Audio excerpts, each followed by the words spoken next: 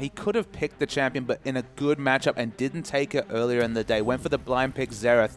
Maybe that betrays the fact that he's not confident about his Ahri play. You mentioned 0-2. Yeah. Not a bad Ahri player, but definitely doesn't fit him as well as some other champions. Looking at you, Swain. Definitely the master of the Swain. Swain's fallen away after a 2-0 start, which has been very disappointing. Yeah.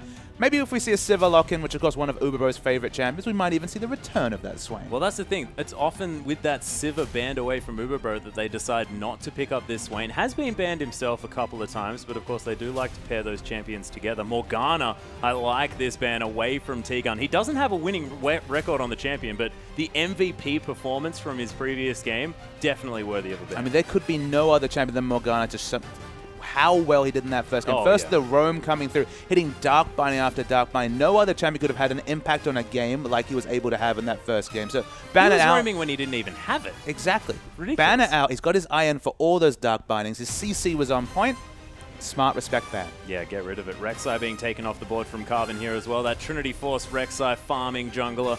Not going to be seen this game, and Minkuel now with the option of that first pick, and we'll see what he takes away. Of course, his Hecarim's available, his Aurelia's available, but Vi also is being looked at here for Carbon. Carbon has played a heck of a lot of different champions there in the jungle, but this would be a double up after his previous loss on the champion. I mean, you can understand why they're considering Vi. Morgana's banned.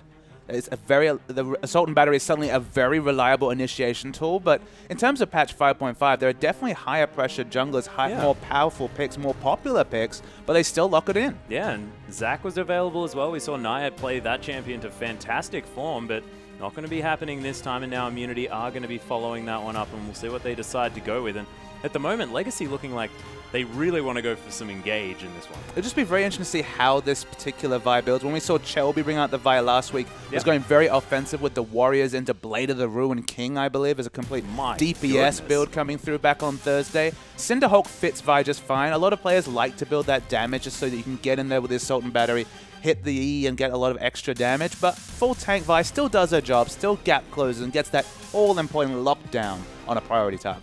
Yeah, the Assault and Battery definitely is going to get you in there, sometimes a little bit too far, but Immunity have waited a long time to really put their picks through here, and Ryu, he does have the option of going back to the Maokai if he wants to. Of course, he banned away his own Scion, which is interesting, but looks like Immunity, they have the Sivir, and Zahi's locked away a Nautilus, and we don't know where that's going. That could be a T-Gun champion because it has an anchor. It has a hook. It has a hook, I was going to say. That's a literal hook. And, of course, a hook-like ability, which that sounds like T-Gun, if you ask me. Not so much this season. Actually been more noted on the likes of Morgana and Janna rather than the hook initiation champions, but still in his repertoire. Of course, it is a flex pick of sort. We haven't seen a lot of jungle Nautilus, but definitely more viable on patch 5.5. Build Cinderhulk. Sounds good to me. Yeah, and the fact that your E is now scales that cooldown as well, you can spam that a little bit more often. It's more CC for Nautilus. It's what he needed. More CC. Of course, one of the only champions with CC on every single part of his kit, including his passive. Completely ridiculous, but have been seeing a fair bit of it in the top lane in solo queue, in my ELO, so maybe that's not going to be an option here, but we'll see whether Ryu wants to bring that down there. Ooh, Legacy looking to go for a bit of a protect the Tallywhacker comp here with the Lulu available, but the Graves locked in here. And the big thing about the Graves, actually, Tallywhacker's Graves, 2 games, 7.26 KDA, over double his KDA on any other AD carry champion. Makes sense. Tallywhacker, an aggressive top laner. Love that Riven even in competitive play. Why not go for the most aggressive AD carry about burst and melee range damage? Go for that Graves. Yep. Quick draw into your face and buckshot. That's exactly what he's going to be doing, but we'll see whether it's going to work out. Of course, he is 2-0 on it right now, and Uberbro has been hovering that Bard for quite some time. It's not going to be a Bard.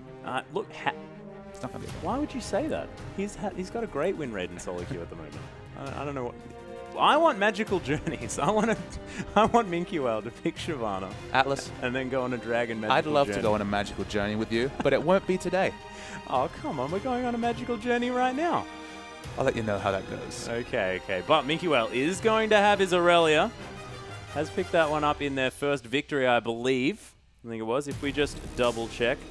Yes, in fact, first victory with Legacy was on that Aurelia, so he's going to lock that one away. T-Gun is going to be on the Janna, and there's a combination of 3 champions that I just want to allude everyone to. Oh, the fact that Janna and Nautilus are locked in, though, looks like it's going to be the jungle Nautilus this time. We've seen Supportless, I believe, a couple of times in the OPL already. Banned away in the first series of the night.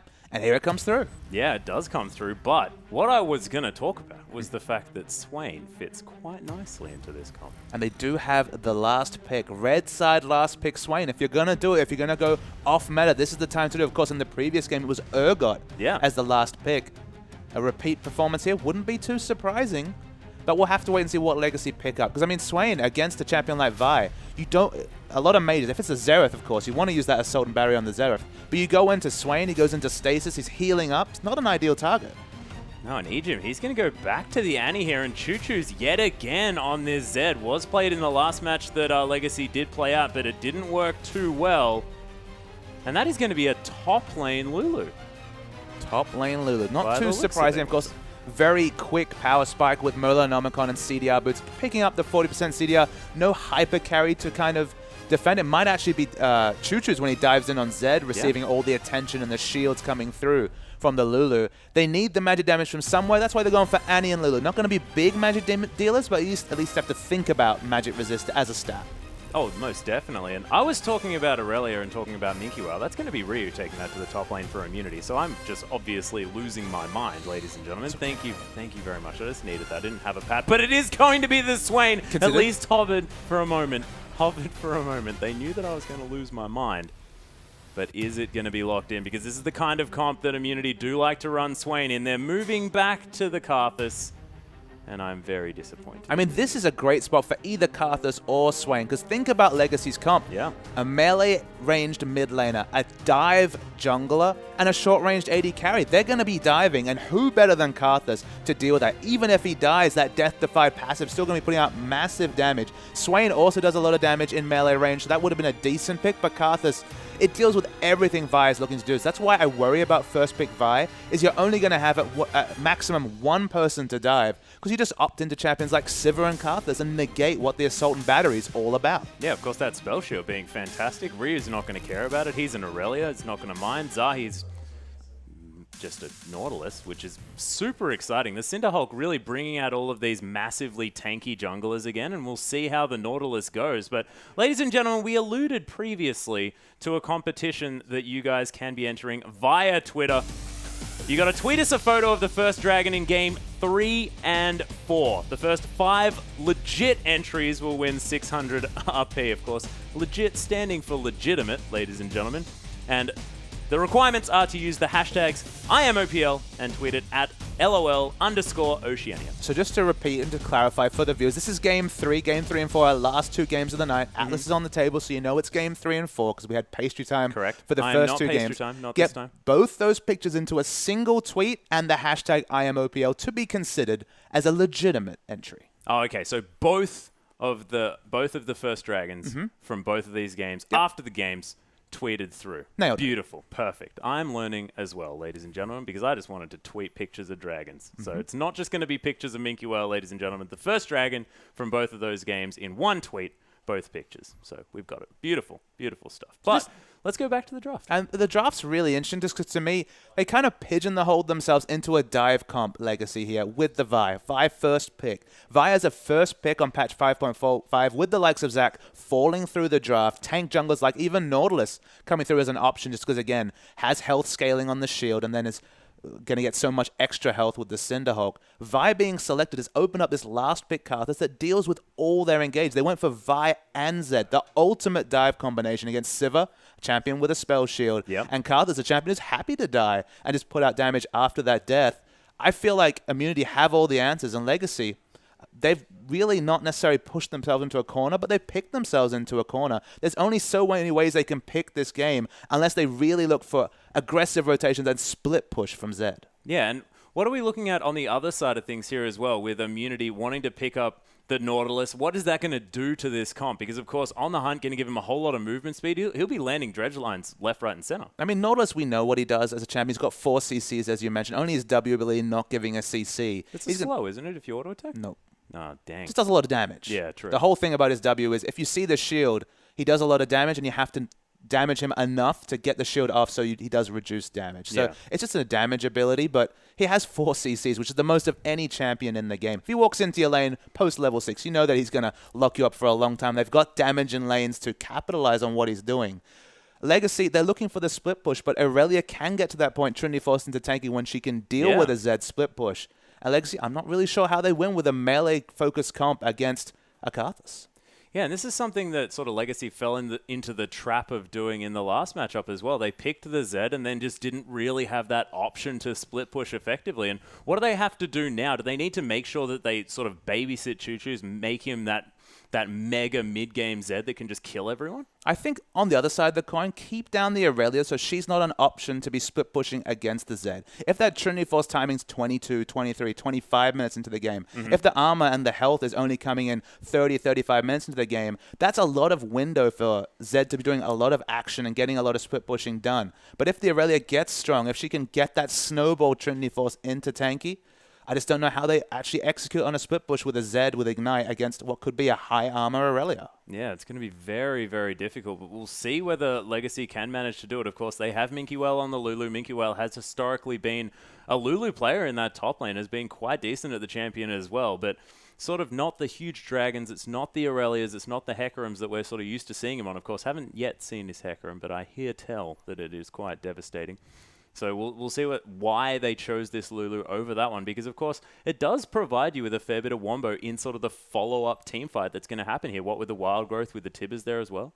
I mean, this is the second time Legacy have gone for these aggressive comps. You mentioned that Choo-Choo's played the Zed. Remember, it was actually Direwolves that played the Karthus against a very similar comp and negated a lot of the damage. The Karthus is really coming up strong as a red side 5th pick champion against what Choo-Choo's and Legacy have been putting out. So it's just surprising to see them pick themselves into a corner. Maybe they don't want to show strategies coming into playoffs because, of course, already 100% confirmed with a playoff spot, can still secure 3rd spot if they beat 4-0 in the next game. Not to say they're not looking to win this one, but guarding strategies at this point is probably more important than necessarily focusing on winning this game. Yeah, that might be a point, but I mean, you do want to be going in with the right headspace here as well. We talk about League of Legends being an incredibly sort of emotion-driven game, and coming off 2 victories here tonight is going to put you in the right mindset to really head into those semifinals, which are coming up incredibly soon. I was going to say, like, you talk about headspace, semifinals in 2 days' time. Exactly. I mean, that's not a lot of time, not a lot of downtime, especially if you're coming off a couple of losses or even just a heartbreaking loss.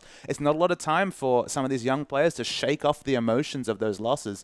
You want to win whenever possible, right? No one's suggesting they're looking for a loss. It's just hiding a strategy is important, but they kind of pick themselves into a corner with the first pick Vi, when on 5.5 you can think of at least 4 or 5 champions that should be higher priority in the jungle than Vi. Yeah, well, it's true. And why not pick up the Zac? I mean, Naya showed that was fantastic. There are a whole lot of tanky junglers that are now very, very strong, but there might be a plan that Carbon has. He might just want to play the Vi and show us that actually he's quite good at this champion, and that last performance was not the same thing. But look, we'll see what happens. Ladies and gentlemen, there is a pause at the immediate beginning of this game. That's why we're rambling for just a little bit longer than you would have otherwise expected. But we will be getting into the game as soon as possible. But in the meantime, as far as these bottom lanes sort of match up against one another, Papa Smithy, you've got Siva and a Janna here against the Annie Graves, the I'm going to delete you instantly lane. Do they want a lane swap? Not necessarily. I think Siva lane's fine against Graves. Just if you use that spell shield effectively, you can negate either the buckshot damage or the stun coming through from Annie. You have to be judicious because, of course, the moment you use it, Annie can get up a stun faster than your spell shield comes out. I think it's 26 seconds at level 1, so quite a long cooldown. I mean, just across the board, the one thing you can say about Legacy, when they show these comps multiple times, if they can get success on this comp, it will possibly draw bans coming into the semifinals. So that's true. One of the reasons is maybe they don't want to run the Zed necessarily on Choo-Choo's, but you play it a couple of times before. It's fresh in the minds of your enemies. If you can get a carry performance, it opens up maybe the other strategies you've been practicing. So if they can get a win on this comp that they've shown a couple of times now, they can be confident that enemy teams will respect it, and they might be able to open up other strategies that they want with higher priority champions. Yeah, that's right. And we were talking about the fact that Choo-Choo's, his last performance on Zed wasn't exactly his best. He played fine, but of course just couldn't really do anything come the end of the game. But his previous Zed performance was outstanding. That guy was just doing the most ridiculous amounts of damage, popping carries from halfway across the map and then just going back to his ult shadow and being completely fine. So, of course, Choo-Choo's a formidable Zed player, and we'll see whether he can have that performance this time. I mean, it's interesting to see where Zed shakes out in terms of the meta, with lots of tanky champions, tanky top laners, tanky junglers, less assassination options. You know, previously, a lot of these lower health junglers could be picked off just like a support to get that instant 5v4 with the death mark, but Nautilus certainly going to laugh at the damage coming through from Zed, at least a few items into the game. Interesting to see where Zed falls in terms of the meta. If he can get that split push going, specifically, as we mentioned, if Aurelia is held down, could be a lot of work done in the split push. His split push was successful against Direwolves. He just wasn't available at that last team fight that finally saw the seesaw tip towards the Direwolves in that game. Again, Chuchu's a great Zed player, great assassin player in general. Can he do the work in this game? The comp doesn't necessarily invite it, but great players, they make the best out of average situations. Yeah, that's true. And if they get the early snowball that they need, which can be provided by a really opportunely placed Vault Breaker in the early stages of the game, you have to think that Chuchu's, he's going to be the man that's going to be able to carry it forward. And Minkuel, I mean, he's on a lane-dominating champion here as well. The Lulu can be so frustrating to deal with. Of course, Aurelia is going to shrug off that damage later, but in the early stages of the game, is that top lane going to need attention here? I mean, you have to think all these lanes Atlas as we load into the game will need attention. Lulu should be Aurelia in the early levels. Zed puts out more pressure than Karthus, who just wants to range farm. And this is Graves in the bottom lane, who can also push in lanes aggressively. So again, maybe it will be Carbon on a damage Vi to really snowball this game in the early game. Yeah, well, we know that he loves to build Trinity Forces, but ladies and gentlemen, we are, of course, into the game. Legacy taking on Immunity. Legacy picking up the blue side for the second matchup against Immunity this season. The final game that Immunity has to play, their 14th. We'll see whether they can make it a victory, whether they can change their hopes, change their, I guess, exactly what they've been doing the entire split long, which is splitting games 1-1. We'll see whether it's going to continue or whether it's going to falter here. So we see a very aggressive invade for Vision from Immunity. Not sure if they're looking for the lane swap, but with the positioning right now, you have to think with the wards down, the safest place for Legacy to start their jungle would be the Immunity red buff, given they have double wards around it. Risky for them to walk to their own red buff, so vertical jungling was at least opened up as a possibility, but with the laners moving at the moment, Siva actually backs, nope. Does look like Immunity going to be looking for the lane swap. Yeah, they saw Tallywacker there on the bottom side of the map. He walked over that ward, and now Immunity, they're going to do the same thing. And are Legacy going to immediately switch back here as well? They will miss out on some creeps, and it looks to me like Immunity have managed to secure the lane swap. So Immunity get the lane swap. You might wonder why, just because Lulu, as a ranged auto attacker, does lane fine in a 1v2, but so does Aurelia. So we mentioned the fact that Legacy had picked themselves into winning lane matchups. When you've got 2v1s, any of those advantages are negated. That maybe there's less pressure in the early game on this Immunity side now that they have a 1v2 situation for Aurelia compared to Minkuel on that Lulu. So that might open up a roam also, though, for Legacy. The other thing to consider, suddenly the supports don't need to be sitting in lane, and level 1, already with the stun popped up, a lot of global pressure comes down from an Annie. Yeah, and Annie actually caused the reset of that blue buff as well. T-Gun looking again for some level 1 pressure here, this time on Choo-Choo's. And she's just going to continue farming, saying, yeah, no, that's my support. Yeah, he's just hanging out in the mid lane. It's fine. It's fine. You might wonder, why is he doing this? He's on Janna, but he's just looking for damage against a couple of auto attacks, just a bit of CC, just looking to throw off the enemy's solo laner and open up some aggression, get some lane control to cheese. Hitting level 2 first can be important, as Ejim doesn't want this blue buff to go down. No, Ryu actually taking so much damage here as well. Carbon and Minkuel found their way around here, and there's the Ignite onto Ryu. The blue buff did go down, but I believe that Carbon may have been able to take that one away. Zahi's smite is still up. Yeah, Carbon smited it away, like you said. That's a big early advantage for Legacy, sorry. Might only be a 1 buff start here for Immunity. And that's on this this Nautilus here as well that we haven't necessarily seen that much of, so it might be a sort of a nerfed beginning to his OPL experience, but we'll see whether Zahi can come back from this one. Of course, there is still... No, there isn't. That red buff, it is being taken right now from Carbon, so the 3 buff start for the Vi.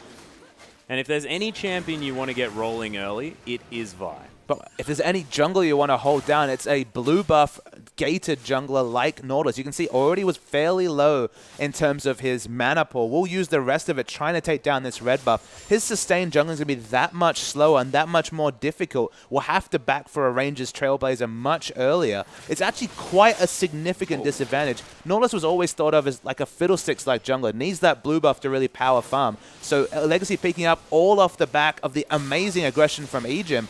In response to the lane swap, they've won this level 1 situation. Yeah, and speaking of pressure from Ejim, getting so much damage down onto Ryu here, trying to farm with that Blade Surge. As you can see, at half health, having to pop so many of the potions and the charges here as Ryu again going to get stunned as Tallywhacker.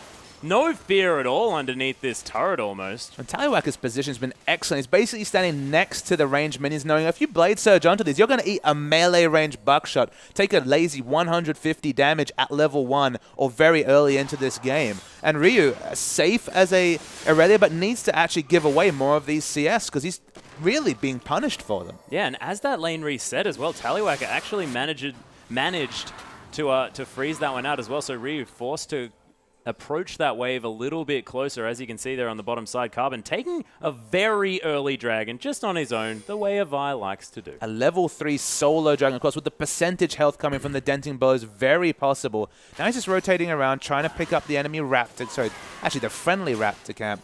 Isn't really going to be able to... friendly camp. No. Those raptors are very They do a lot of damage, absolutely. The Nautilus is going to poke his head bottom. He needs a snowball. He needs a successful gank to get back into this game. Yeah, nice Howling Gale there from Tegan. The exhaust onto Tallywhacker here as well, who blows the heal. Ejim completely out of mana. Ryu's going to get the first blood here as well, but Tallywhacker trying to turn it around. The last auto attack's not enough as Tallywhacker, he's now going to fall down. Carbon finds his way in, but Ryu's still alive somehow. The dredge line, it's going to be there for Carbon, and now you can see the Nautilus effect, ladies and gentlemen, because there is a lot of CC on that guy, and Ryu, he survives, and that Aurelia are going to be very happy from now on. I mean, a lot of CC on Nautilus is the understatement of the century. There's so much CC. It's why you worry about Nautilus becoming popular as a jungle pick, because if you ever overextend so many different CCs and then a ranged CC knock-up at level 6, I mean, it's not fun to face a Nautilus at the best of times, and you could see why, and it was doing respectable damage. It is very difficult to communicate how important that gank was. I remember, he was 3 buff. There was the potential that he would be significantly behind in levels. He couldn't really look to farm the jungle because his mana sustain wasn't high enough to really do it. So to pick up all those kill involvements, 1-0-1 now, negates a lot of what Legacy were able to open up with that first blue buff steal.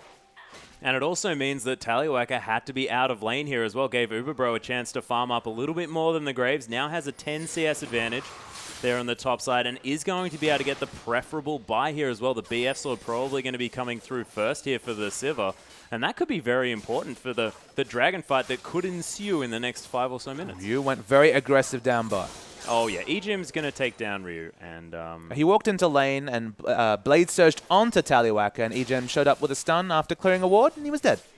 Yep. And that is generally what's going to happen when there's 2 people versus 1 person. So Ryu does have the teleport, so he will be able to get back in time for this wave. As you can see, is he going to use it? Yes, he is. Actually heading towards the top side here as Minky Well might be in a bit of trouble. Uberbro was getting ganked here by Carbon, but there's on the hunt popped Uberbro with just enough mana to use it. The hidden style has been popped. Ryu just wants to get the Blade Surge. There it is. Equilibrium Strike there as well. Nice wild growth from Minky Well as the turret falls down on the bottom side of the map, but there's the Requiem. The flash from Uberbro picks up the kill, and Choo Choo's, he's coming around looking for a kill onto the Sivir.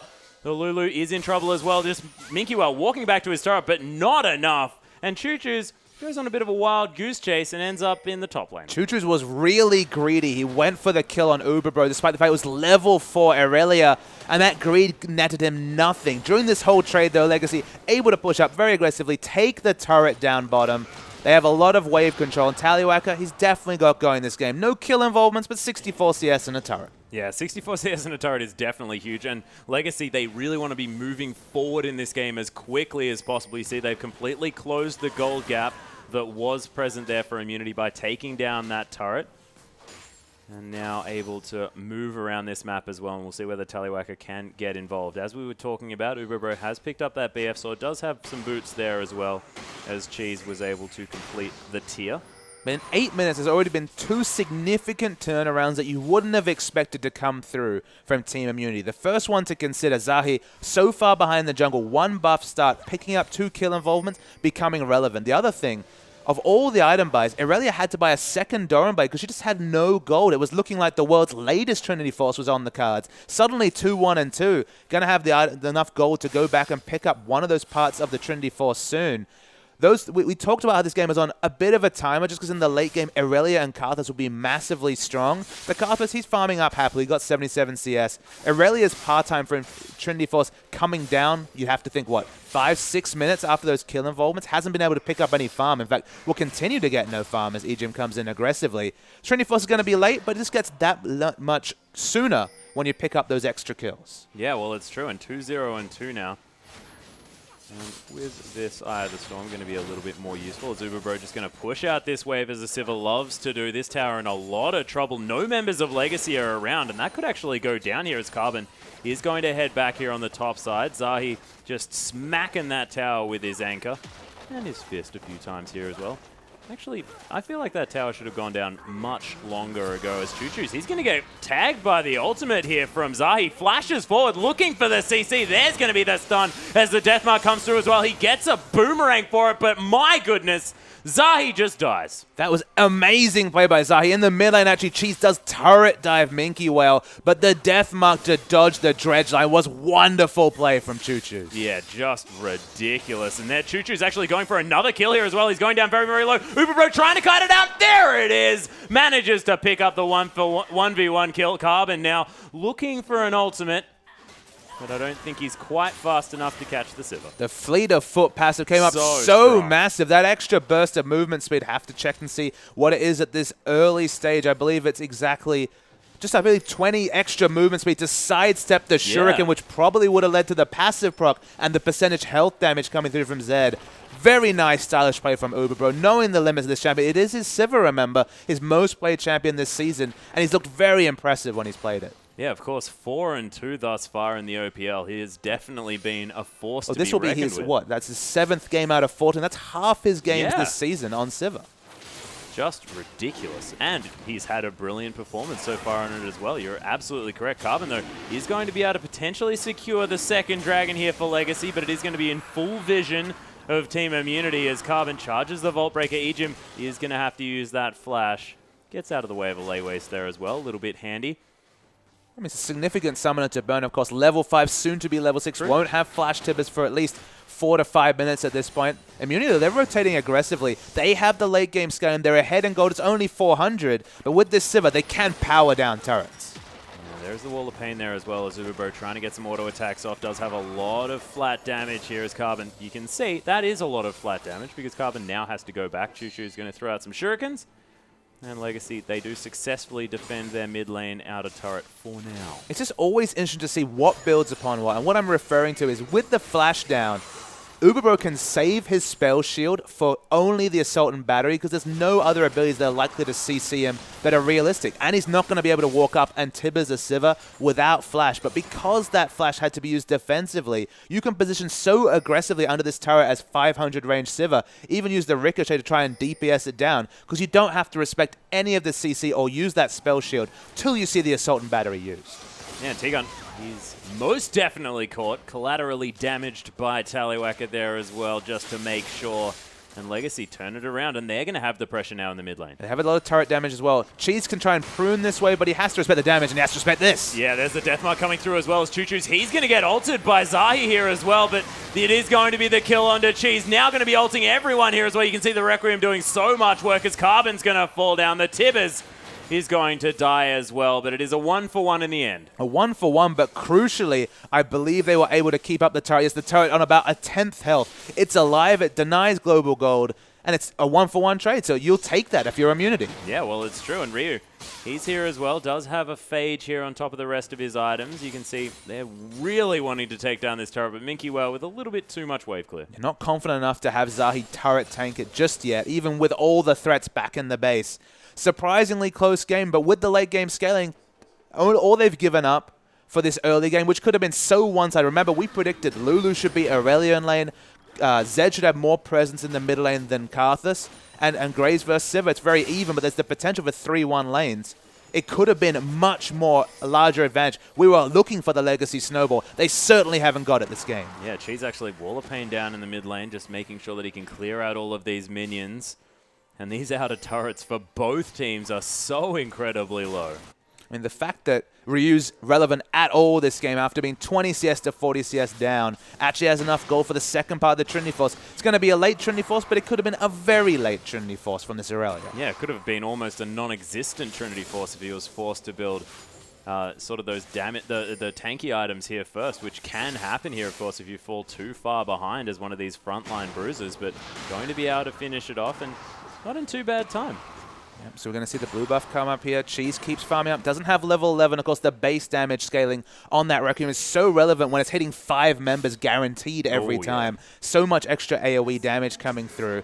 We're just waiting to see the game come through, as I believe we have a pause. Yes, we have a slight pause, ladies and gentlemen, but let's use this to take stock of what's been happening in this game, because both teams very aggressive in their playstyle with trying to force down these turret takes, but at this stage of the game, you have to think that Immunity going to be quite happy with how things are going. Absolutely. The aggression, as we mentioned, was expected or projected to be out of Legacy. Their late game comp doesn't really match up to the Karthus, to the options that Immunity had opted into. So it's just been surprising to see how even it's been. And Immunity have been winning those skirmishes significantly. They haven't been able to pick up the dragon. You know, credit to Carbon for getting that first dragon so early. It was difficult for them to contest the second one. That's the one thing Legacy has going for them, is the 2-0 in terms of dragons, but in terms of turrets, you know, they're 2-1, but the advantages haven't been stacking, despite the fact that on paper, as we mentioned, it could have been 3-1 lanes. It was looking good when they got the lane swap. You think, okay, they're going to get a bit more momentum in Immunity, but the blue steel could have been the seesaw for this game. That could have been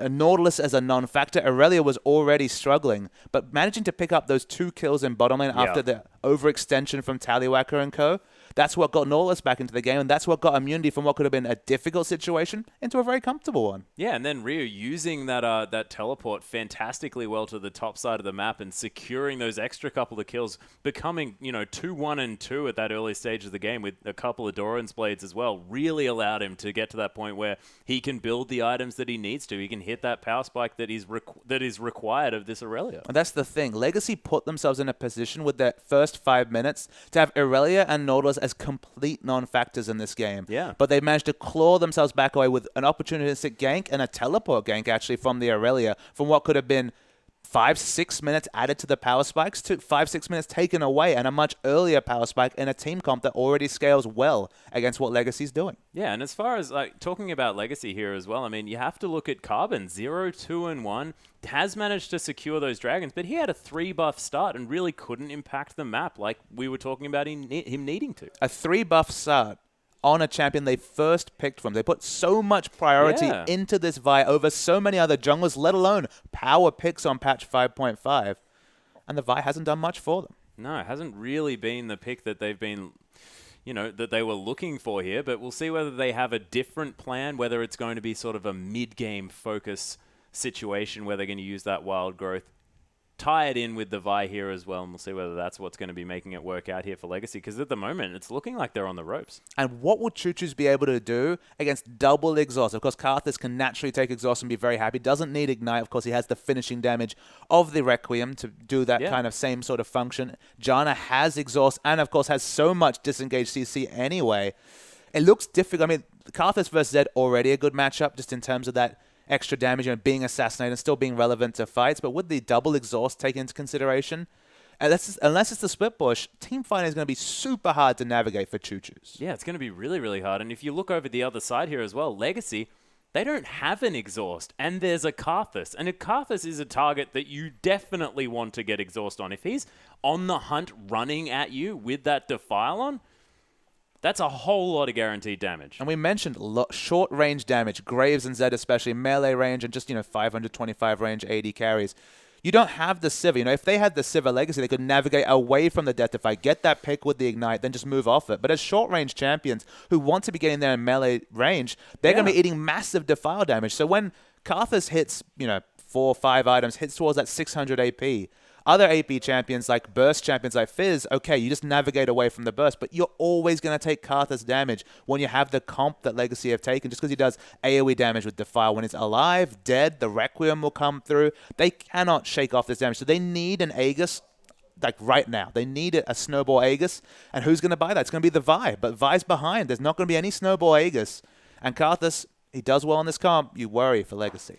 Yeah, it's definitely going to be dangerous for Legacy heading towards that later stage of the game, but we've seen things from Legacy that have been completely ridiculous, especially historically here as well. I mean, they almost won that Dire Wars game when they're very similar comp against a Karthus. They were almost able to outplay. Choo-Choo's put out so much global pressure, even late game split push on the Zed.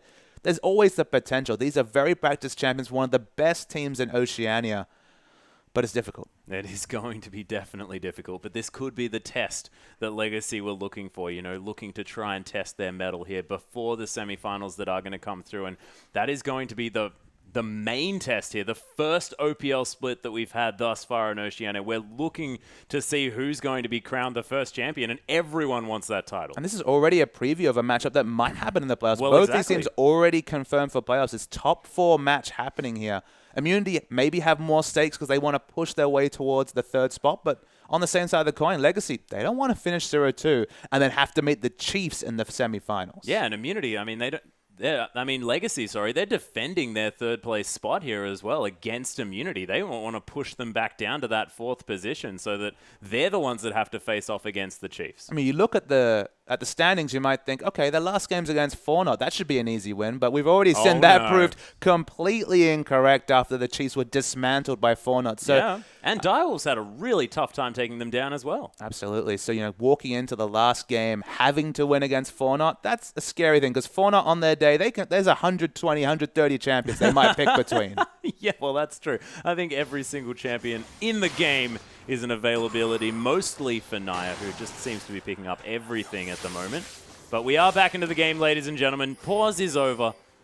And again, the siege in the mid lane continues. And you say the siege, the big issue for Immunity is they don't have much turret damage. Karthus auto attacks, you don't see them very often for a reason. They're bad, and you know he's much more happy to just be using Defile. So their turret damage is just Sivir. She has excellent turret damage. She has good poke, but she's 500 range. So even though she can do decent turret damage, you need Nautilus, you know, as a super tank, a 2-item Nautilus, standing at the front of the fight, dissuading people from damaging the Sivir. So unless Nautilus and Sivir are grouped, no turret's going to be coming down from Immunity. Yeah, and Zahi probably wanting to build up resistances as soon as possible here as well. He's all about that effective health, wants to make sure that shield is as difficult to break as possible. I mean, sheer health, of course. Good with the Cinderhulk as well. Good, yep. Most definitely, but Cinderhulk is going to just be giving you so much of that, plus 25% extra health as well, as Minkuel is going to get an incredibly aggressive ward as Carbon looking to try and come around here as well. There's the Assault and Battery, actually everything to explode the cheese, and they take down the turret here at the same time. Legacy managing to safely navigate out of the cheese Defy. And that was working out quite well. Absolutely. That was a great time to pick up a pick just because Sivir was up the top lane. Aurelia wasn't grouped with the team. And actually 2 creeps away from level 11. And the ultimate, the Requiem, wasn't available. So all of the reasons to engage were very well founded. Good pick, but of course no objective being able to be picked up at this point. Dragon's still a minute away, and that turret's still at full health. Yeah, well, that's true. The inner turret wasn't an option, but it did give them that opportunity to get to the outer that they were so looking for before. Uberbro now looking to try and get some damage down into this top lane outer turret. And even just simply, it forced a reaction from a free farm Sivir and a free farm Aurelia. You want to stop the power spikes coming through from the Aurelia specifically. If that extra 3-4 creeps you could have picked up could have been the difference between Trinity Force and not having it for this next dragon. At this point, still 200 gold away from the Trinity Force, might have been able to pick up those creeps if she could have gone back earlier. Well, it's true, and Ryu now trying to farm as quickly as possible. Legacy, though, with positional advantage over this dragon, is going to be their 3rd, of course, for the extra movement speed. Ejim actually positioned here as well. Does get a nice 2-man stun. Wall of Pain is down. Zahi's going to pop up his shield. At minimum, this extra time required to farm will force a teleport to come through from Ryu. Yeah, well, it's true, and he does have the Trinity Force now as well. Minkuel doesn't have his teleport, and he's still in that top lane, but he's going to be up relatively soon. Does sort of have another 40 seconds or so to go. Legacy, though, moving very aggressively towards this dragon.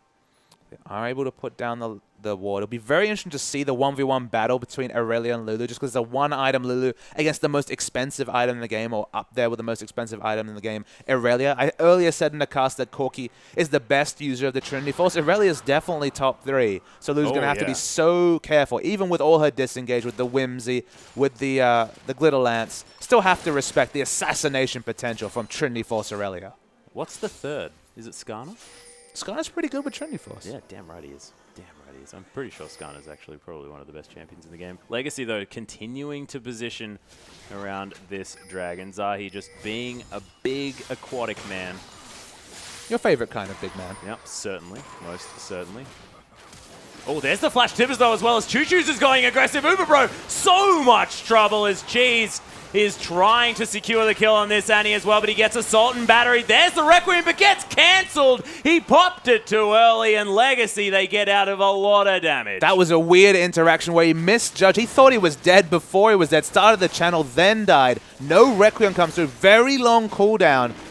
That's a bit like a missed Shockwave in this situation with even more downside because that cooldown, it's so long early game. Yeah, and when Legacy have no opportunities to dodge out of the damage here as well, that was guaranteed massive damage on everyone, but unable to quite make it work. Zahi's going to take some Constellation Raptors here as well as he punches the last one there, and you can see there's a brilliant pink ward being put down.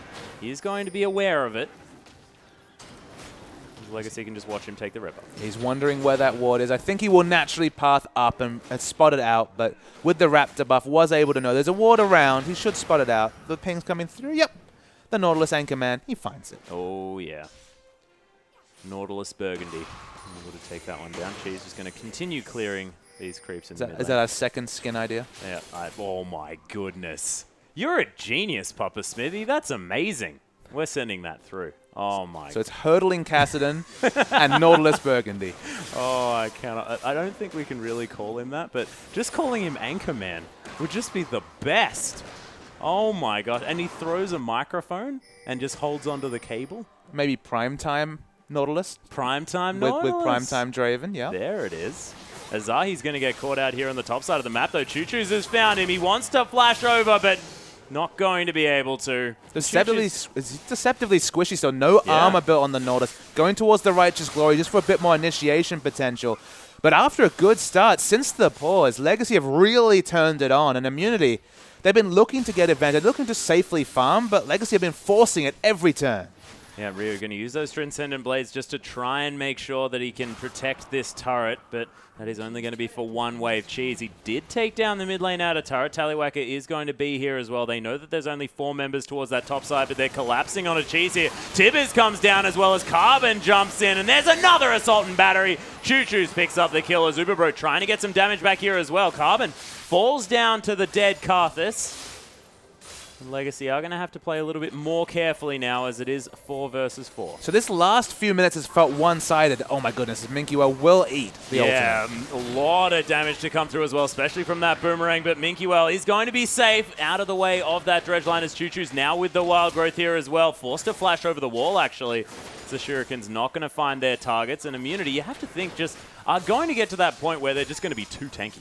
I mean, the Legacy have been getting pick after pick. You might wonder why. How is this happening? Look at this mini-map. 4 pink wards around the dragon, both at the top, towards the Baron, and towards the dragon. And so many green wards littering the red side jungle and the blue side jungle of Immunity. We mentioned the fact that they were going to get to a point where we won't see this assassination potential from Choo Choo's. But at this point, at 20 minutes, what better time to snowball your advantages? Because the natural builds coming through don't deal with what Zed is doing apart from the Zhonya's that's been completed by Karthus. And as you mentioned, take your windows and just run with them. And that's what Legacy's doing with just immaculate ward control compared to literally no wards from Immunity. Yeah, there is 1 ward next to the Raptors, and I'm pretty sure that is it here for Immunity. But Righteous Glory has been completed by Zahi. Was the first option here. I like it. A lot of engage and a lot of movement speed. It's just crazy that they have no defensive wards down. They're just going to place a pink ward, but no wards on the map when you're trying to safely farm. There's nothing safe if your whole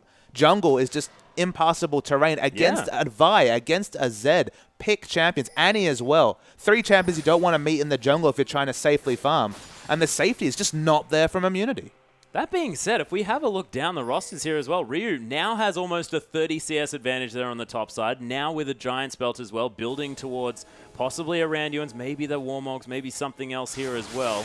Probably not going to be that Sunfire Cape, but definitely has his defensive option of choice here as Legacy now looking to try and find an engage as Tibbers did come through, but unable to find anything as Dragon's up in another 2 minutes. 5v5 team fights, as you're dissecting these items, are going to get worse and worse for Legacy. There's kind of no dissension from me on that point. But the picks, it's never going to be a 5v5 fight if Legacy managed to execute on all the wards. They want to get a pick down, then take the jungle. Get a pick, take a turret. Get a pick, take that Baron. And if Immunity don't get wards down, they're finally starting to negate a lot of the wards. In fact, a lot of the Legacy wards timed out in the red side jungle. They haven't pathed around there. It's going to be hard for them to 5v5 fight around the Dragon, but if they can take advantage of the wards, it doesn't need to be that 5v5 that Immunity have really picked for.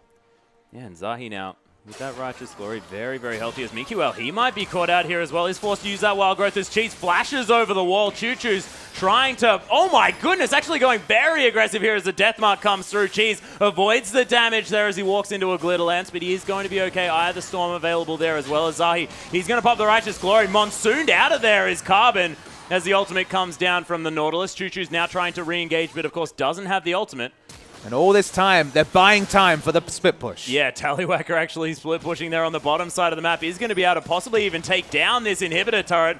Of course, Nautilus fell down in that fight. That Shuriken catching him in the back of the head as Uberbro trying to come around and get some damage down onto Tallywhacker, but he takes down the inhibitor turret, and that's all that Legacy were looking for, and they've broken the base. Yeah, Uberbro couldn't even walk aggressively because they didn't have vision of the Annie coming through to provide support, so they had to seed their inhibitor turret.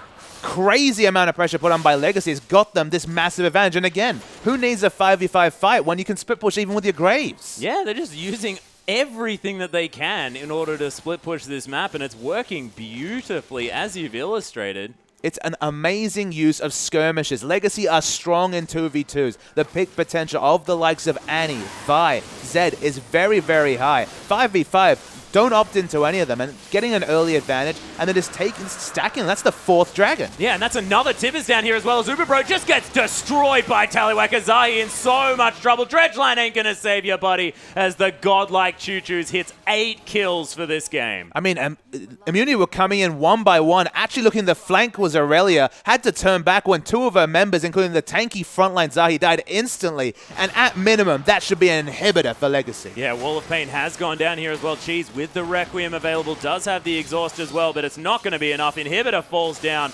Ryu looking for an engage here, but not going to find it, and not even going to get the bear gold from Tibbers. So impressed from Legacy. We talked about the team comp, so we were correct when we're talking about 5v5 fights, but they're never opting into any of these 5v5 fights using their skirmish advantage, and their warding has been so on point. So much of this advantage was gained by all the aggressive wards they had down. From the pause, subsequently, a 400 gold lead for Immunity at that point is now a 4,000 gold lead for Legacy, and 4 Dragons. Even if they have a really poor skirmish, a very, very poor siege comp with 5 Dragons, that kind of disadvantage is gone. Well, it gives you so much more opportunity to pick up the Baron as well, which is the best friend that you've ever got in a siege situation, and Immunity going to have to be very, very careful. And as you mentioned, they just need to put more wards on the map. I mean, there's just no armor at all coming through from Immunity. They haven't been able to itemize armor. There's finally the Warden's Mail at 26 minutes. The Trinity Force was hit at a good clip. We were really excited for you when he was able to pick up those kill involvements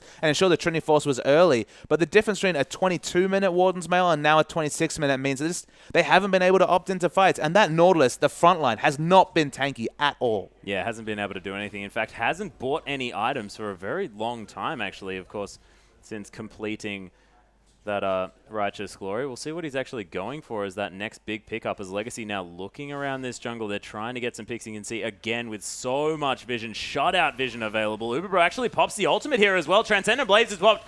Ejim looking to go down here, but it's not going to happen as Tallywhacker is going to take down the inner turret, and Immunity unable to engage in a way that they want. Yeah, Legacy are grouped as 5, but importantly, they're not grouping their threats. They're just trying to cause dissension, move their threats around, and take a structure. And now, there's just been no option for Immunity to get any aggressive wards down. They're straight on to Baron. Yeah, that's with the bottom lane inhibitor down here as well. So easy for Legacy just to wait until those super creeps are in the base and take a free Baron.